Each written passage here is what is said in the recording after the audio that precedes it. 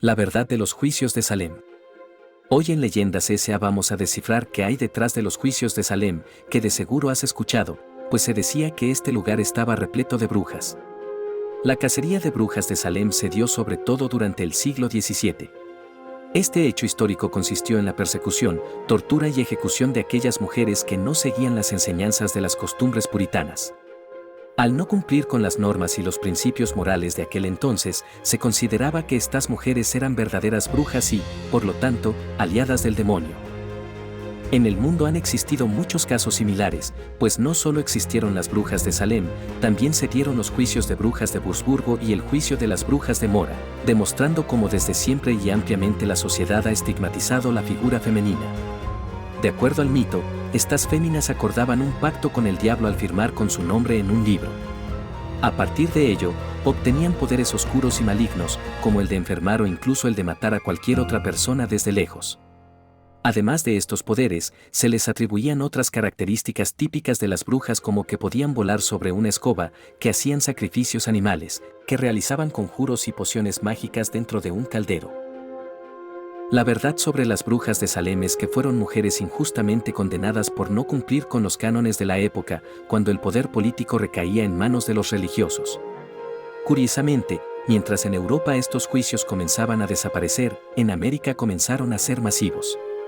Y Salem, al ser un gran centro de interés político y económico, debido a su posición geográfica, fue también el epicentro de la cacería de brujas. Toda la verdad sobre los juicios de Salem.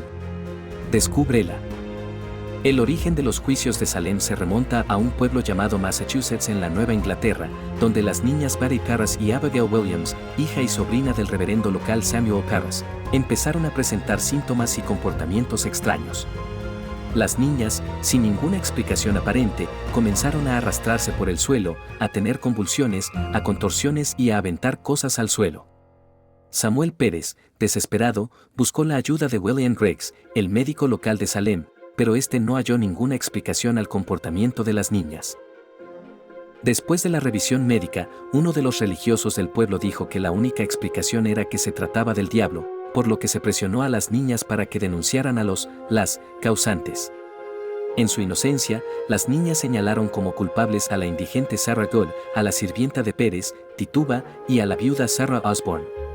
Según el relato de las niñas, estas mujeres serían brujas que las habían mordido, pellizcado y pinchado con agujas de tejer. Inmediatamente, las presuntas culpables fueron arrestadas. Ese fue el hecho que dio inicio a los juicios y a la cacería de brujas de Salem, quienes se convirtieron en unas de las brujas más famosas. ¿Quién era Sarah Good? Ahora te contaremos un poco sobre estas brujas que iniciaron los juicios de Salem. La primera acusada fue Sarah Good, una mujer indigente. Esta mujer de escasos recursos se encontraba embarazada cuando fue acusada y tenía otra hija pequeña. Había caído en la miseria debido a las deudas de su primer marido. Después de que arrestada, se determinó que su hija Dorothy, quien tan solo tenía 4 años, también fuera encarcelada, aunque nunca pasó por un juicio. Como el pueblo era pequeño, contaba con unos 350 habitantes, los rumores eran muy frecuentes. Este hecho incrementó las acusaciones y los juiciosos en Salem por brujería. Por ejemplo, de Sarah Good se decía que era una persona malhumorada, agresiva y sucia. Además, se decía que cuando se le negaba una limosna o comida, la mujer enfurecía y maldecía a todos los vecinos y gente del pueblo. También se le atribuía de muerte de varios animales. Estas habladurías no fueron de gran ayuda en su juicio. Ella se declaró inocente, pero aún así fue encontrada culpable y condenada a la horca. Tristemente, antes de que Good fuera condenada, su bebé, que había nacido después de estar en prisión, murió por desnutrición. Por otra parte y con un poco de suerte, su pequeña Dorothy fue liberada y a su segundo esposo le dieron una indemnización por los daños causados a la familia. ¿Quién era Tituba? La segunda mujer con la que comenzaron los juicios de Salem fue Tituba, una esclava de Barbados. De ella se decía que contaba historias supersticiosas de su pueblo natal. La magnitud de estos relatos era tal que lograba sugestionar a las niñas inocentes. A diferencia del caso que vimos anteriormente, Tituba se declaró culpable. Durante los juicios de Salem, a las mujeres que admitían su culpabilidad, se les perdonaba la vida. Siendo así, Es muy posible que esta mujer hubiese confesado en un intento por salvarse o por miedo y por la desventaja de su condición social. Durante su juicio, Tituba contó que ella y las otras dos acusadas tenían un pacto con el diablo porque habían firmado con su nombre en su libro. Además, declaró que podía volar en una escoba. A pesar de sus declaraciones, al poco tiempo se redactó de todas ellas. Fue encarcelada durante un tiempo, ya que el reverendo local, Pérez, no pagó su fianza, a pesar de la relación de servidumbre que tenía con ella desde que la trajo de Barbados. Sin embargo, otro señor sí se atrevió a pagar por ella y por su esposo. Así, se los llevó a ambos a otro lugar como sirvientes, pero nunca no se supo más de su paradero. Fue la única que sobrevivió de las tres acusadas. ¿Quién era Sarah Osborne? La tercera involucrada en los primeros juicios de Salem fue la terrateniente Sarah Osborne. Ella se declaró inocente en su juicio. Osborne estaba muy enferma, por lo que no solía acudir con frecuencia a la iglesia.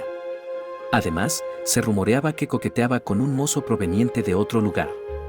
Por tales circunstancias, Osborne no era bien vista y se veía como una bruja que agobiaba el pueblo de Salem, buscando incitar a los demás a cometer actos ilícitos e inmorales. Recordemos que en ese entonces Salem y el mundo era mayoritariamente puritano y controlado por religiosos extremistas. Por otra parte, se cuenta que esta mujer tenía problemas legales con la familia Putnam, una de las dos familias que gobernaban, tanto política como religiosamente, en Salem.